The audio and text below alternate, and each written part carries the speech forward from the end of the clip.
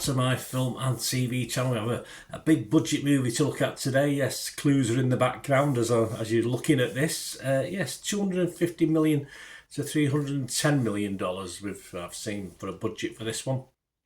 And yeah, it probably looks like it as well on the screen. And we're talking, of course, Gladiator 2, aren't we? No fancy titles with this one, straight through. 15 certificate in the UK, I think, which is fair enough, with all the blood sandals and sorcery. Oh, it's not sorcery, swordery.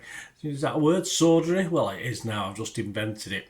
2 hours, 28 minutes. All right, includes the credits. But yeah, I don't mind if it's a big budget film. You know me, I like a nice 90 minutes or 80 minutes, depending what sort of film it is, if it's an animation. But yeah, I think you've got to go full whack with this, haven't you? And yes, I didn't get bored, so that's a good sign.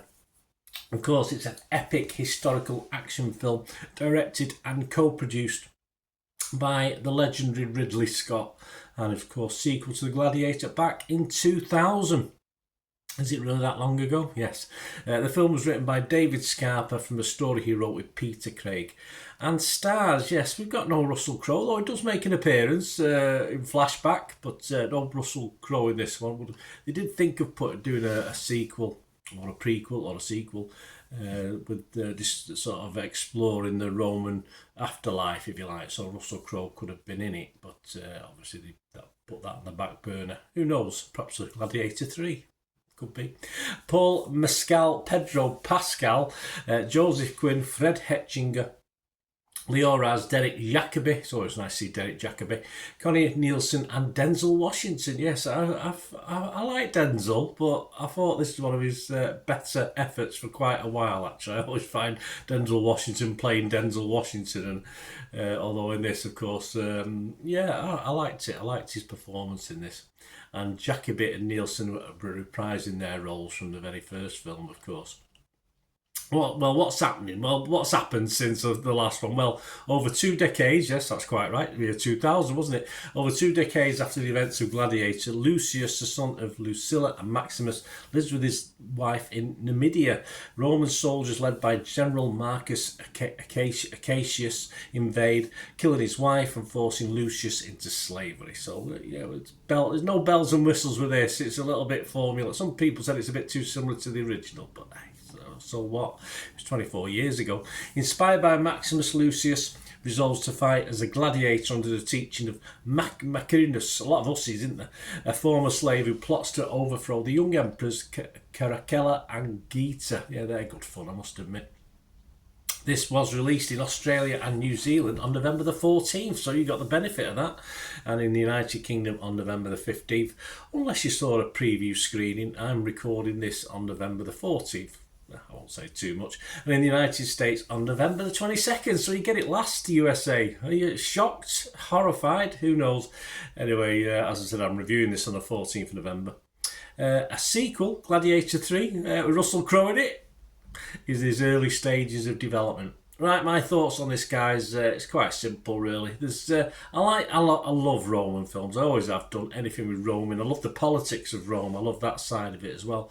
And that doesn't come into this as much, perhaps, as I would have liked. I would have liked a little bit more political story, but there's enough in it. But of course, this is all about the fight sequences. This is all about flooding the hippodrome, you know what it is, the Colosseum, and fighting with boats on the water, and about guys riding rhinoceroses and stuff like this. This is what it's all about, and it did it pretty well. I wouldn't have minded a little bit more, but it did it okay. And of course, there's if you think you compare it to the first one, there's not a lot of gladiator schoolery in this, which has been done to death anyway, so that's all right.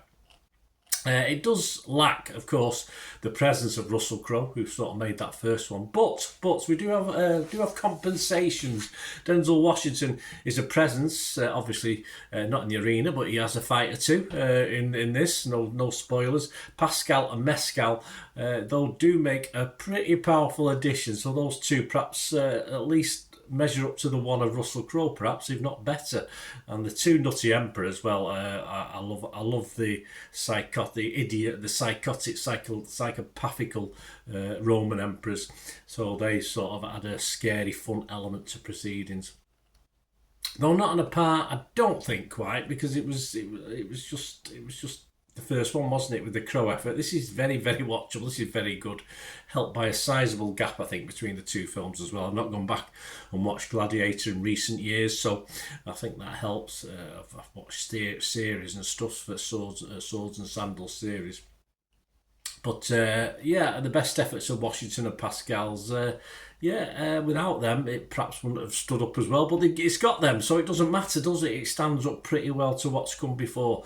And I thought the last 30 minutes where it did get a little bit more political and armies rampaging around. Oh, it's like a good army, a lot of battles of armies. And, I remember the old Waterloo where the French troops lined up against each other, Napoleon's loyal troops against the new ones, and how they eventually combined. So you got that element to these sort of things, which I like. I like the speeches. I love the speeches, freedom and all this, even though I'm a good old English guy. Of course, Braveheart is one of my favourite ever films, so there you go, says it all really, doesn't it? But the last 30 minutes ramps up that side of it, which I liked a lot. So overall, it did finish off the film in a very good way for me. I really enjoyed it. I've been rating it. I was fresh on Rotten Tomatoes. I was positive on Metacritic, and I'll give this a very strong 7 out of 10. As I say, it's certainly the ending, mainly those characters and the ending of the film made it for me. But I might have gone a little bit higher, but I'm a bit tight with scores sometimes, so I'll give it a 7 out of 10. If it was to rate the originals 8.5 out of 10, I'll give this a 7 out of 10. A lot of others thinking, well, Rotten Tomatoes, 6.9 out of 10, so not a lot of difference. 88 fresh, 26 rotten.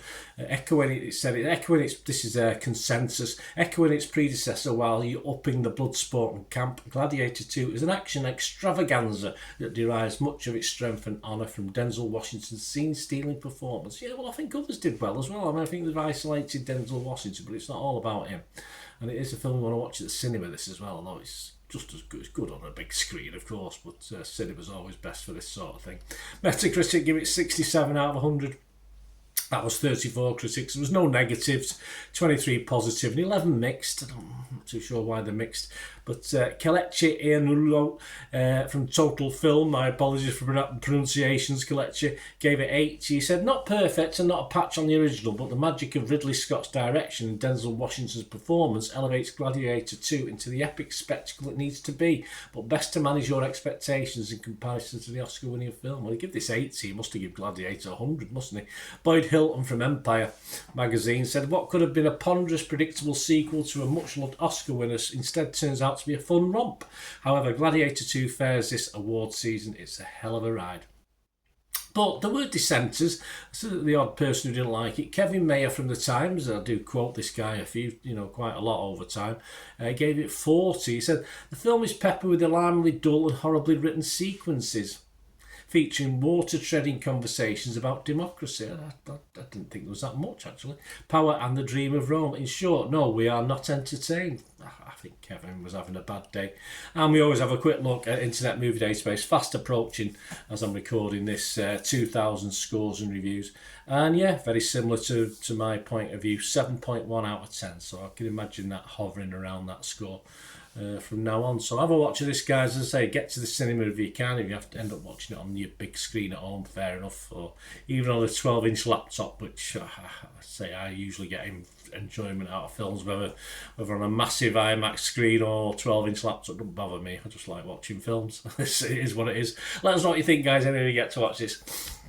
Hope you enjoyed. Thank you. Hope you enjoyed this little thing. I try and inform and entertain if I can. If you've not already subscribed, please do so. That'd be wonderful. Join us on our travels. It'd be great to have you on board. Press that notification button and you'll see all my film and TV stuff, reviews, information, vlogs, quizzes from time to time to test your knowledge on film and TV, etc. Join me, and if you look through this channel, you'll see stuff as well on football. If that's you're not interested in that, don't worry about it. But if you like my team, Manchester City, please have a look at that. Or if you know someone who might do who's not into the film and TV, please give them a kick in my direction. And yes, as anything, I'm always after any help and support for the channel. Any ideas you've got, let me know. But of course, you can just support the channel by watching a couple of ads. That helps me out. or there's memberships at the moment and sponsors as well. So please stay tuned. I'll give you some further information on how you can help support me. Right, a quick shout out before we go for my sponsors at the moment. Piat6505, they've got a little eBay shop. They sell movie posters from the 1990s and 2000s, some great films, some great actors. So please check the link in the comments section below and you'll go straight to the shop. I dispatch everything between 24 and 48 hours, so if you see anything there, you want to order it, you can also mention my name. I mean, they are sponsoring me, so I do my little deal as well, so you can get 10% off. If you buy anything, just mention me, so say Bernard sent you, and I'll give you a 10% reduction on your order price. My thanks to Piat6505. If you're interested in sponsoring the channel yourselves, guys, supporting the channel by sponsorship, just let me know. My socials are on screen there, so just contact me about that and we can have a chat. Other ways to help me out, guys, if you watch the ads, if the ads on this YouTube ads, that helps in a very little way, but it all helps. It all, you know, watch the pennies of pounds look after themselves, they say, don't they? Or the pennies or the 10p's look after themselves. But if you watch the ads or follow the links on the ads as well, that's always a nice way to support the channel. If you sort of hang on for it, I've done that. I watched other people's and followed the ads, something I fancied, which does happen from time to time. Of course, you can support me by pushing that subscribe button as mentioned earlier, and that of course pressing the button so you know when these vlogs are coming out. And of course I'm always interested in your opinions, and of course you can give us a like, that'd be wonderful as well. So thanks for watching, guys. Hopefully I'll join you very, very soon with something else. Until we meet again, I'll never ask one thing, don't I? Please stay safe, everyone. Bye for now.